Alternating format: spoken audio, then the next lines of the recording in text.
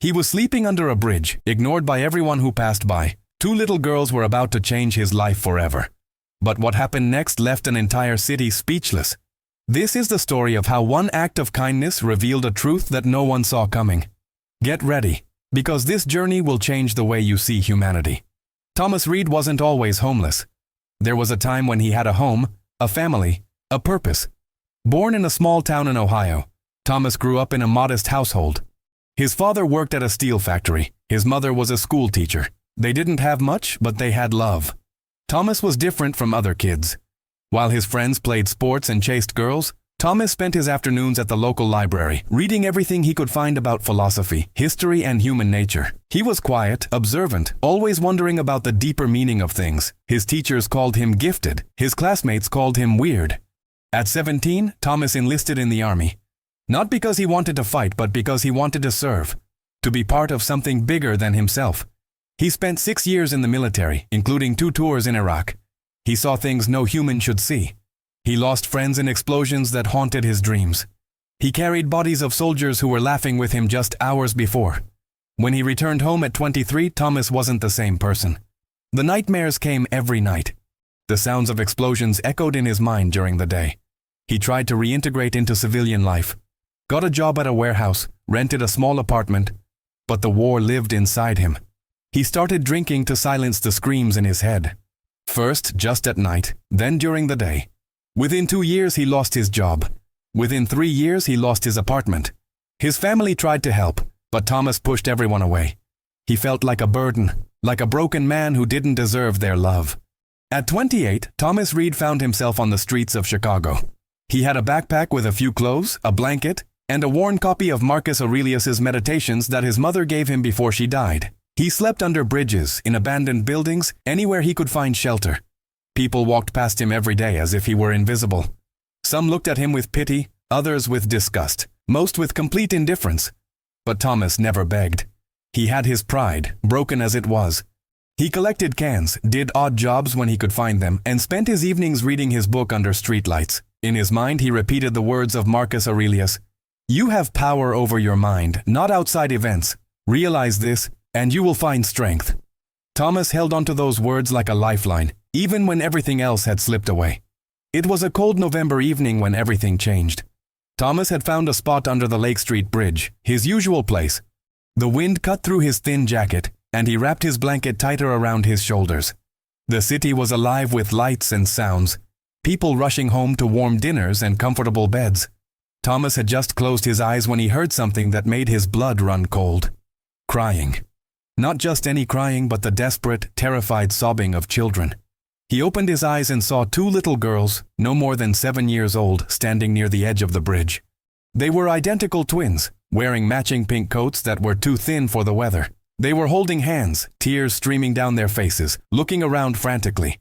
Thomas's instinct was to help, but he hesitated. He knew how people saw him. A homeless man approaching children would be seen as a threat, not a hero. But the girls were clearly lost and terrified. He made a decision. He slowly got up and walked toward them, keeping his distance, making sure not to startle them. "Hey there," he said softly, his voice gentle despite years of rough living. "Are you two okay? Where are your parents?" The girls turned to him, their eyes wide with fear. One of them, slightly braver than the other, spoke through her tears. We can't find our daddy. We were at the park and he was on his phone and we saw a dog and we followed it and now we don't know where we are." Thomas knelt down to their level, making himself less threatening. Okay, it's going to be all right. What are your names?" "I'm Emma," said the braver one. "And this is Lily." "Emma and Lily. Those are beautiful names. I'm Thomas." He looked around. It was getting darker, colder. These girls needed to get somewhere safe. "Do you know your daddy's phone number?" They both shook their heads. Thomas felt a knot in his stomach. He had no phone, no way to call for help. The nearest police station was several blocks away. But then he noticed something. About 50 yards away there was a small convenience store, still open, lights glowing. "All right, here's what we're going to do. See that store over there? We're going to walk there together and they'll have a phone. We'll call the police and they'll help us find your daddy. Does that sound good?" The girls nodded, still scared, but slightly reassured by Thomas's calm demeanor. They started walking. Emma held Thomas's hand without hesitation. Lily was more cautious but stayed close. As they walked, Thomas tried to keep them calm, asking them about their favorite things, their school, anything to distract them from their fear. When they reached the store, the clerk, a middle-aged woman named Rosa, looked up and immediately tensed when she saw Thomas. He recognized that look. The look that said, "Homeless man with children equals danger." "Please," Thomas said quickly. "These girls are lost. They need to call their father. Can we use your phone?" Rosa hesitated, then saw the genuine fear in the girl's eyes and the protective way Thomas stood with them. She nodded and handed over her phone. But there was a problem. The girls didn't know their father's number. Thomas asked them if they knew their address, their father's name, anything. Finally, Emma remembered something. "Daddy works at a big building downtown. It has his name on it. Morrison Tower." Thomas felt his heart skip. Morrison Tower. Everyone in Chicago knew Morrison Tower. It was one of the most expensive pieces of real estate in the city, headquarters of Morrison Industries, a multi-billion-dollar conglomerate. These weren't just any lost children. These were the daughters of Marcus Morrison, one of the wealthiest men in America. Thomas's hands trembled as he asked Rosa to call the police. Within minutes, 2 patrol cars arrived, sirens blaring. The officers rushed in, and immediately their focus shifted from the lost children to Thomas. "Step away from the girls, sir," one officer commanded, his hand moving to his weapon. "I didn't hurt them," Thomas said, raising his hands. "I found them crying under the bridge. They were lost. I just brought them here to call for help." "That true, girls?" the other officer asked, kneeling down. Emma and Lily both nodded vigorously. "He helped us," Emma said. "We were so scared and he was nice and he brought us here." The officers relaxed slightly but still kept their distance from Thomas. Rosa spoke up. "He came in asking to use the phone for the girls. He seemed genuinely concerned." One of the officers made a call, speaking in low tones. Then he turned to the girls. "Your father has been notified. He's on his way." 20 minutes later, 3 black SUVs screeched to a halt in front of the store. Men in suits jumped out, followed by a tall man in an expensive overcoat. Marcus Morrison. He was in his early 40s with sharp features and eyes that had seen more boardrooms than playgrounds. The moment he saw his daughters, his composed businessman facade crumbled. "Emma! Lily!" He ran to them, dropping to his knees, pulling them into his arms. "Oh God! I thought I'd lost you. I thought—" His voice broke. He held them tight, tears streaming down his face. For a moment he was not a billionaire, not a CEO. He was just a terrified father who had his children back. After a long moment he looked up at the officers. "How did you find them?" One officer gestured to Thomas, who had been standing quietly in the corner, trying to make himself as small as possible. "This man found them under the Lake Street Bridge and brought them here to call for help." Marcus slowly stood up, still holding his daughter's hands. He looked at Thomas for the first time. Really looked at him. He saw the worn clothes, the weathered face, the tired eyes that had seen too much. But he also saw something else. Kindness. Humanity. "You found my daughters?" Marcus asked, his voice steady but filled with emotion. Thomas nodded. "They were lost and scared. I just made sure they got somewhere safe." Marcus took a step forward. His security team tensed, ready to intervene. But Marcus held up a hand, stopping them. He walked right up to Thomas and extended his hand. "What's your name?" "Thomas. Thomas Reed." "Thomas." Marcus shook his hand firmly, holding it for a long moment. "You saved my daughters. There are no words." His voice caught. He released Thomas's hand and reached into his coat, pulling out his wallet. He took out several $100 bills. "Please, take this. It's the least I can do." Thomas looked at the money, then back at Marcus. For a moment, pride and need warred inside him. He could use that money. God knows he could use it. But something in him resisted. "I didn't do it for money, sir. I did it because they needed help. Anyone would have done the same." "But they didn't," Marcus said quietly, his voice taking on a sharp edge. "Hundreds of people passed by this bridge tonight. You were the only one who stopped, the only one who cared." He pressed the money into Thomas's hand. "Please, for me." Thomas looked down at the bills. His eyes stung. It had been so long since someone had treated him like a human being, with respect, with gratitude. He slowly closed his fingers around the money. "Thank you," he whispered. Marcus nodded. Then, impulsively, he took out a business card and pressed it into Thomas's other hand. "If you ever need anything, anything at all, you call that number and ask for me directly. I mean it, Thomas. Thomas looked at the card, then nodded, not really believing he would ever use it. Marcus gathered his daughters and left, the SUVs disappearing into the Chicago night. The officers took Thomas's statement and left. Rosa went back to her work, and Thomas walked back to his spot under the bridge, the money and business card tucked safely in his pocket. He lay down on his blanket and stared up at the bridge's underside. For the first time in years, he felt something. Not quite hope, but something close to it. Something that reminded him that maybe, just maybe, he was still human, still worthy. He closed his eyes and for the first time in months, he slept without nightmares. The next morning, Thomas woke up with a strange feeling. The events of the previous night felt almost dreamlike. He reached into his pocket and pulled out the business card. Real. The money. Real. He sat up and counted it. $800. More money than he had seen in years. His first thought was practical. Food. A new blanket. Maybe a warm coat. He could make this last for weeks if he was careful. But as he sat there in the cold morning light, another thought crept in. What if he could do more than just survive? What if he could start to rebuild? He remembered Marcus Morrison's words. If you ever need anything. Thomas looked at the business card again. On it was printed, Marcus Morrison, CEO, Morrison Industries, and a direct phone number. He almost laughed. A billionaire's direct line. Sure. That would go straight to some secretary who would hang up the moment they heard a homeless man's voice. But something nagged at him. The way Marcus had looked at him. The way he had shaken his hand. There had been genuine gratitude there. Not just the obligatory thank you of a rich man to a subordinate. Thomas made a decision. He would use part of this money to try. Really try. He went to a thrift store and bought clean clothes. Spent $6 at a laundromat to wash himself and his new outfit in the bathroom. Got a haircut at a discount barber. It took him 3 days, but when he looked in the mirror at the YMCA, he saw something he hadn't seen in years. A man, not a bum, not a waste of space. A man who once had potential. Thomas spent the next 2 weeks doing something he hadn't done in years. He looked for real work. Not just collecting cans or holding signs, but actual employment. He applied to warehouses, restaurants, construction sites, but every application asked the same questions. Address? None. Previous employer? 6 years ago. References? All dead or estranged. Every door closed in his face. His money was running out. The $800 that had seemed like so much was dwindling fast. Food, a locker at the YMCA for his belongings, the occasional night at a homeless shelter when the cold became unbearable. By the 4th week, Thomas was down to his last $40. He sat under his bridge, the business card in his hand.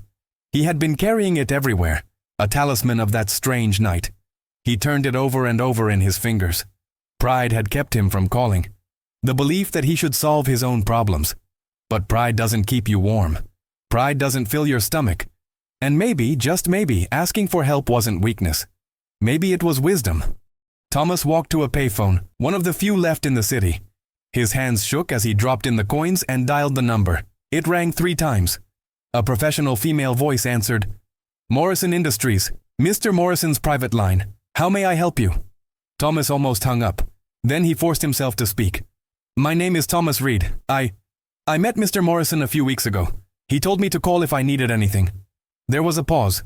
1 moment, please. Thomas expected to be transferred to security or told that Mr. Morrison was unavailable. Instead, after just 30 seconds, a familiar voice came on the line. Thomas. It was Marcus Morrison himself. Thomas was so shocked he almost dropped the phone. Mr. Morrison, I'm sorry to bother you. I wasn't sure if you'd remember. Remember? Thomas, I've been hoping you'd call. Where are you right now? 20 minutes later, a black town car pulled up to the payphone. A driver in a suit stepped out. Mr. Reed? Mr. Morrison has asked me to bring you to his office. Thomas hesitated. This felt surreal, like a dream that would shatter at any moment. But he got in the car. The drive through Chicago's downtown was disorienting. Thomas watched the city pass by from behind tinted windows. The same streets he'd walked for years, looking completely different from this perspective. The car pulled into the underground garage of Morrison Tower. Thomas was escorted to a private elevator that opened directly into the penthouse office suite. The doors opened to reveal floor-to-ceiling windows overlooking the city. Expensive art on the walls, furniture that probably cost more than Thomas had earned in his entire life. And there, standing by the window, was Marcus Morrison. He turned when Thomas entered, and his face broke into a genuine smile. Thomas. Thank you for calling. He crossed the room and shook Thomas's hand again, that same firm grip. Please, sit down.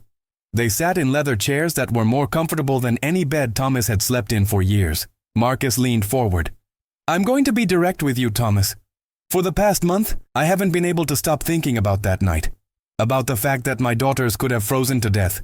Or worse, if not for you. About the fact that you were the only person who stopped to help. Marcus stood up and walked to the window, looking out over the city. I've spent the last month having you investigated. I'm sorry if that feels invasive, but I had to know who you are. Thomas felt his stomach drop. Investigated. Of course. Rich people don't trust anyone. I know you're a veteran. 2 tours in Iraq, honorable discharge. I know you came back with PTSD that was never properly treated. I know you lost everything trying to cope with demons that the VA system failed to help you with. I know you've been on the streets for 3 years. Marcus turned back to Thomas. And I know that despite everything you've been through, despite having every reason to be bitter and angry at the world, you stopped to help 2 scared little girls when no one else would. He sat back down. Thomas, I want to offer you something. Not charity. An opportunity. Thomas's throat was tight. What kind of opportunity? I want to offer you a job. A real job. Security consultant for Morrison Industries. You have military training, you have instincts that clearly work. But more than that, you have character. And character is something I can't train into someone. Thomas stared at him. Mr. Morrison, I've been homeless for 3 years. I have PTSD. I drink sometimes to cope. I have no address, no car, no... You'll have an address. I own several apartment buildings. You'll live in one, rent-free for the first year while you get on your feet. You'll have full health insurance, including mental health services. You'll have a VA-approved therapist. You'll have a salary of $60,000 a year to start. Marcus leaned forward. But here's the condition. You have to commit to getting help. Real help. Therapy, medication if needed, whatever it takes. You have to show up every day and do the work, both for the job and for yourself. Can you do that? Thomas felt tears streaming down his face. He couldn't speak. He just nodded. Marcus smiled. Then welcome to Morrison Industries, Thomas Reed. The next 6 months were the hardest of Thomas's life. Harder than the war. Harder than the streets. Because this time he was fighting the demons inside his own head with no ability to run away. The apartment was nice. Too nice. Thomas spent the first week sleeping on the floor because the bed felt wrong. He had nightmares every night, waking up screaming, convinced he was back in Iraq. His neighbors complained. The therapy was brutal. Dr. Sarah Chen was a no-nonsense woman who specialized in veteran PTSD. She didn't let Thomas hide behind his defenses. She made him talk about things he had buried for years. The friends who died, the guilt of surviving, the shame of becoming homeless, the belief that he didn't deserve to be saved. Some days Thomas wanted to quit. To walk out of the apartment, away from the job, back to the familiar misery of the streets. At least that pain he understood. This new life required him to hope. And hope was terrifying. But every time he wanted to quit, he remembered Marcus Morrison's words. You have to show up every day and do the work. So he did. He showed up to therapy even when he wanted to scream. He showed up to work even when the nightmares left him exhausted. He showed up to his life even when it felt too hard. Slowly, things started to change. The nightmares didn't stop, but they became less frequent. He learned coping mechanisms for the anxiety. He started to believe just a little that maybe he deserved this second chance. At work, Thomas discovered he was good at what he did. His military training came back. He could spot vulnerabilities in security systems, could read people, could sense danger before it materialized. He started with basic security assessments, but Marcus kept giving him more responsibility. 6 months after starting, Marcus called Thomas into his office. I have something to ask you, Marcus said. My daughters, Emma and Lily, they're going to a new school next month. I need someone I trust to oversee their security. Someone who would actually care if something happened to them, not just someone doing a job. Thomas felt the weight of that request. You trust me with your daughters? Thomas, you saved their lives when you had nothing. I trust you with them over anyone. So Thomas became the personal security consultant for Emma and Lily Morrison. He coordinated with their school, vetted their drivers, assessed threats. But more than that, he became their friend. The girls remembered him from that night. They weren't scared of him. They saw past the scars and the rough exterior to the gentle man beneath. Emma, the braver twin, would run up and hug him whenever she saw him. Lily, more reserved, would give him drawings she made. Thomas kept every single one. 1 year after that night under the bridge, Marcus invited Thomas to his home for dinner. It was the first time Thomas had been to the Morrison estate, a sprawling mansion in the suburbs. He felt out of place among the marble floors and crystal chandeliers. But Emma and Lily greeted him at the door like he was family. During dinner, Marcus made an announcement. "Thomas, I wanted you to be here for this. I'm establishing a new foundation, the Reed Foundation." Thomas looked up, confused. "The Reed Foundation? Named after you. Its mission will be to help homeless veterans get back on their feet. Housing, therapy, job training, everything you needed and more. I'm funding it with $20 million to start." Marcus looked at Thomas directly. "And I'd like you to be on the board of directors. You know what these men and women are going through. You know what they need. Will you help me help them?" Thomas couldn't speak. He just nodded, tears streaming down his face for the second time since meeting Marcus Morrison. But that dinner, perfect as it seemed, was about to be interrupted. Marcus's phone rang. He glanced at it, frowned, and answered. "Morrison." His face went pale. He stood up abruptly. "When? How many?" He looked at Thomas. "There's been an incident at our downtown office. Armed robbery. 3 gunmen. They're holding hostages." Thomas felt something click inside him. His military training, dormant but never forgotten, surged forward. "What floor?" 42nd. Accounting department. 20 people." Marcus was already moving toward the door. "Security is on the way, but—" "I'm coming with you," Thomas said. It wasn't a question. They raced downtown in Marcus's car, sirens wailing. Police had surrounded the building. Thomas and Marcus showed their IDs and were let through to the command center. The situation was bad. 3 armed men had taken the accounting department hostage. They were demanding money and a helicopter. They had already fired warning shots. Police negotiators were trying to make contact. Thomas studied the building schematics. He knew this building. He'd done the security assessment 6 months ago. "I know a way in," Thomas said. "Service elevator on the east side. Connects to a maintenance corridor that runs behind the accounting floor. I can get in without them seeing me." The police commander shook his head. "We can't send in a civilian." "I'm not a civilian. I'm ex-military with 2 tours in Iraq. And I know this building better than anyone here." Thomas looked at Marcus. "Trust me." Marcus looked at the police commander. "He's right. He knows the building. And these are my people in there. If Thomas thinks he can help, I say we let him try." After a tense discussion, they agreed. Thomas would go in as a scout only, providing eyes and ears for the tactical team.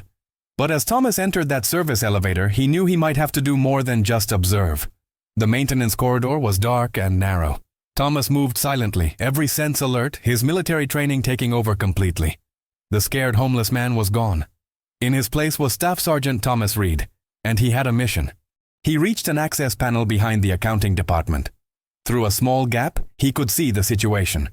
20 hostages on the floor, terrified. 3 gunmen, all armed with semi-automatic weapons. They were young, nervous, which made them dangerous. One wrong move and people would die. Thomas whispered into his radio, giving the tactical team positions and details. Then he heard something that changed everything. One of the gunmen was on the phone and Thomas could hear his conversation. "Yeah, we've got them. We'll kill them one by one until we get what we want, starting with the kids if we have to." Kids. Thomas's blood ran cold. He looked more carefully and saw them. Emma and Lily Morrison huddled in the corner with the other hostages. Marcus must have brought them to the office that day. They had been in the wrong place at the wrong time. And now they were here. Again. Thomas's mind raced. The tactical team was at least 10 minutes out. These gunmen were getting more agitated by the second. If they decided to make good on their threat, those girls would die. And Thomas couldn't let that happen. Not again. Not after everything. He made a decision. He whispered one last update into his radio, then turned it off. What he was about to do, he had to do alone. Thomas's hands were steady as he opened the access panel. The years of combat training buried under years of homelessness and despair came roaring back. He was no longer Thomas Reed, the broken veteran. He was Staff Sergeant Reed, and he had civilians to protect. The first gunman never saw him coming. Thomas moved like a ghost, emerging from the maintenance corridor in complete silence. The gunman was standing near the hostages, his back to Thomas, weapon pointed at the ceiling. Thomas crossed the distance in 3 seconds. One arm wrapped around the gunman's throat in a chokehold. The other grabbed the weapon and twisted it away. The man struggled for 5 seconds, then went limp. Thomas lowered him silently to the ground and took his weapon. Two left. The second gunman was across the room, by the windows, shouting demands into a phone. He hadn't noticed his partner go down. But the third gunman, the leader, had. He spun around, weapon raised, and locked eyes with Thomas. For a frozen moment, they stared at each other. Then everything happened at once. "Gun!" the leader shouted. The hostages screamed and scattered. The second gunman by the window turned. Thomas moved on pure instinct. He fired once. The bullet hit the leader's shoulder, spinning him around. The weapon clattered from his hands. The second gunman raised his weapon toward Thomas, but Thomas was faster. He dove behind a desk as bullets ripped through the air where he'd been standing. Hostages were screaming, running for the exits. Thomas could see Emma and Lily frozen in terror in the corner. He couldn't let the gunman's attention shift to them. Thomas popped up from behind the desk and fired twice. One bullet hit the second gunman's arm, the other his leg. The man went down screaming, and just like that, it was over. The three gunmen were neutralized. The hostages were safe. Police tactical teams burst through the doors 10 seconds later, weapons raised, shouting commands. They found Thomas standing there, weapon lowered, hands in the air. The wounded gunmen were on the ground, being secured. And 20 hostages, including Emma and Lily Morrison, were alive. Marcus burst into the room 30 seconds later. His eyes found his daughters first, and he ran to them, dropping to his knees, pulling them into his arms. They were crying, clutching their father. Emma looked over Marcus's shoulder and saw Thomas. "He saved us again, Daddy," she said through her tears. "Thomas saved us again." The aftermath was chaos. Police reports, statements, news cameras.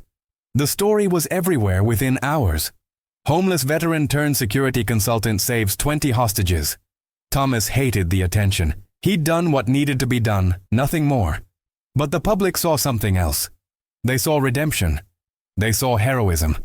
They saw proof that the homeless weren't invisible, weren't worthless. They saw Thomas Reed, and they saw what was possible.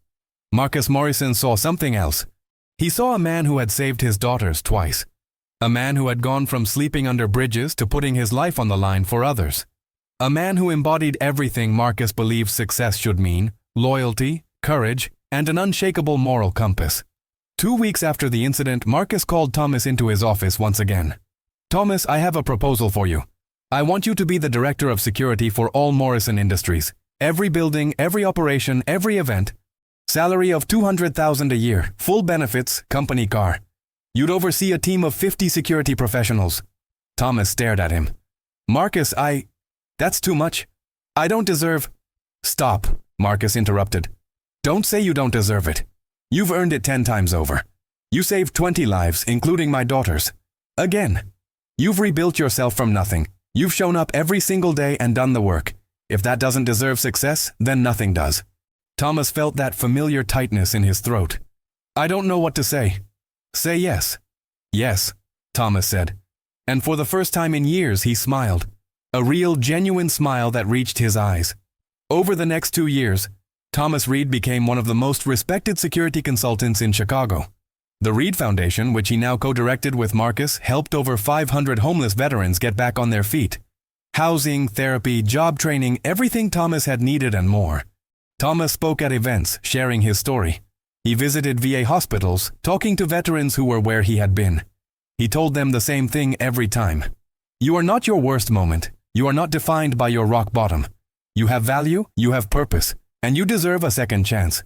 But you have to do the work. You have to show up every day, even when it's hard, especially when it's hard." 3 years after that night under the bridge, Marcus threw a celebration. The Reed Foundation was expanding nationally. Thomas was being recognized by the city. It was held at Morrison Tower, in the penthouse where Thomas had first accepted Marcus's offer. Thomas stood by the windows, looking out over Chicago. The same city that had ignored him for years now celebrated him. It felt surreal. Emma and Lily, now 10 years old, ran up to him. They'd grown so much, but they still remembered. They would always remember. "Thomas," Emma said, "Daddy says you're a hero." Thomas knelt down to their level like he had that first night. "I'm not a hero, Emma. I just did what anyone should do. I helped people who needed help. But nobody else helped us that night," Lily said quietly. "You did. When you didn't have to." Thomas felt that familiar tightness in his throat. "You know what I learned? It's not about what you have. It's about what you do with what you have. That night, all I had was the ability to walk you to safety. So I did. That's not heroism. That's just being human. Marcus approached, placing a hand on Thomas's shoulder. Can I borrow Thomas for a minute, girls? The girls ran off, and Marcus guided Thomas to the window. They stood there in silence for a moment. Two men looking at the same city from very different perspectives than they had 3 years ago. I never properly thanked you, Marcus said. For that first night. For every day since. For saving my daughters twice. For everything. You gave me my life back, Thomas said. I think we're even. I gave you an opportunity. You did the work. You rebuilt yourself. That was all you, Thomas. Marcus turned to face him. You know what the difference is between us? I was born into money. I inherited an empire. Everything I have, someone gave me.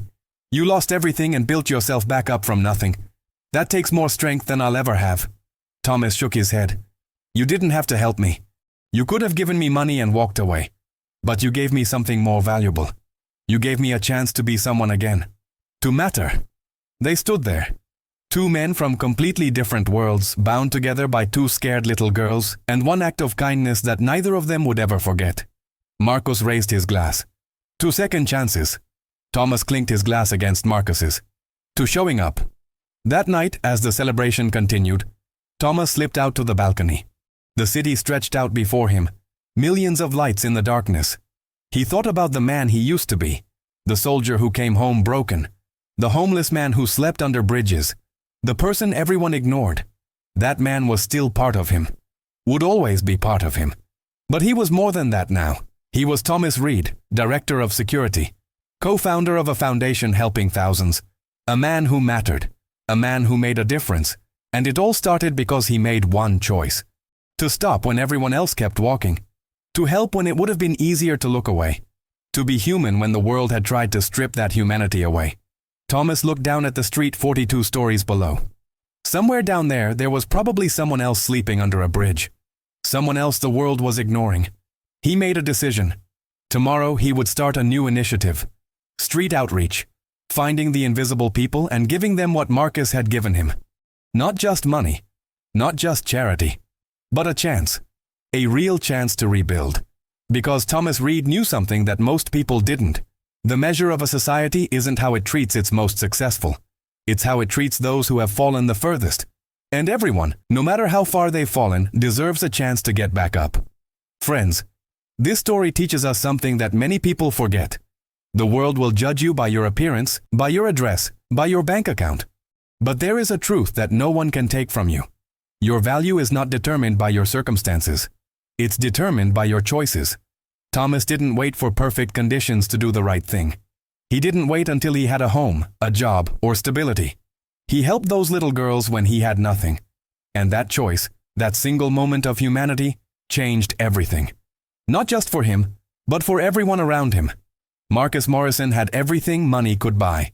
But he couldn't buy what Thomas gave him. He couldn't buy the certainty that his daughters were safe. He couldn't buy the kind of loyalty and courage that makes someone risk their life for others. Those things can't be purchased. They can only be earned. And Thomas earned them through years of showing up, of doing the work, of refusing to let his worst moments define him. The question that remains is this. What are you building when nobody is watching? What choices are you making when there's no reward, no recognition, no applause? Because success isn't an event. It's not a moment of viral fame or sudden wealth. Success is the accumulation of 1,000 small decisions to be better, to help others, to keep going when everything says to quit. Thomas Reed slept under a bridge, and he saved lives. Those two facts seem contradictory. How can someone with nothing give so much? But that's the point. He didn't give from his wealth. He gave from his character. And character, unlike money or status, can never be taken away. It can only be surrendered. So maybe, just maybe, the real lesson here isn't about Thomas Reed at all. It's about the person reading this right now. The person who might be going through their own version of sleeping under a bridge. The person who feels invisible, worthless, forgotten. You are none of those things. You have value that the world hasn't seen yet. Your next choice, your next act of kindness, your next decision to keep going, that could be the moment everything changes. Not just for you, but for everyone whose life you'll touch. Thomas Reed's story isn't unique because he was special. It's unique because he made a choice. The same choice that's available to you right now. To see people who are invisible. To help when it's inconvenient. To keep your humanity even when the world tries to strip it away. Because here's the truth that nobody tells you. Rock bottom isn't the end of your story. It's the foundation of your comeback. Every person you see who has achieved something extraordinary, every success story that inspires you, started with a choice. A choice to believe that tomorrow could be different than today. A choice to take one step forward, even when 1,000 voices said to give up. Thomas made that choice under a bridge in Chicago. He made it again when he called Marcus Morrison's number. He made it every single day in therapy when his mind screamed at him to run. He made it when he walked into that hostage situation knowing he might not walk out. What choice will you make? Will you walk past the person who needs help because it's easier? Will you give up on yourself because the road ahead looks too hard? Or will you be like Thomas Reed and decide that your circumstances don't define your character? The world needs more people like Thomas. Not perfect people, not people who have it all figured out, but people who show up, people who help, people who refuse to let their pain turn them bitter. People who build others up even when they're still rebuilding themselves. You could be that person. You already are that person. You just have to choose it. Every single day, in every single moment, when nobody's watching and there's no reward. That's where real success is built. In the quiet moments of choice between who you were and who you're becoming. Thomas Reed went from sleeping under bridges to saving lives and changing an entire city's approach to homelessness. Not because he was special, but because he made one choice. To stop. To help. To care. And then he made that choice again. And again. And again. Until those choices became his character. Until that character became his destiny. So what will you choose? Because right now, somewhere in your city, there's someone sleeping under a bridge. There's someone who feels invisible. There's someone who needs help. And more importantly, somewhere inside you, there's a person waiting to step up. Waiting to matter, waiting to make a difference. That person is you, not the you that existed yesterday, not the you that made mistakes or failed or fell, but the you that exists right now in this moment with the power to choose differently. Thomas Reed chose to matter. And that choice changed everything. What will your choice be? Because your story isn't over. It's just beginning. And the best chapters, the ones that will inspire others years from now, are still ahead of you. You just have to show up and write them. One choice at a time. One day at a time. One act of humanity at a time. Until the world that once ignored you stops and says, "We see you. We hear you. You matter." Not because you're perfect, but because you kept going. Because you chose to be human. Because you, like Thomas Reed, decided that rock bottom wasn't the end. It was the beginning. And that beginning starts right now, with the choice you make in the next 5 seconds. Will you scroll past this story and forget it? Or will you carry it with you and let it change how you see the world? Will you walk past people in need? Or will you stop? Will you give up on yourself? Or will you show up? The choice is yours. It's always been yours. And maybe, just maybe, your one choice to help someone today will set off a chain reaction that changes lives you'll never meet and creates ripples that last for generations. Just like Thomas Reed did when he stopped for 2 scared little girls on a cold November night. Your moment is waiting. Your choice is calling. What will you decide?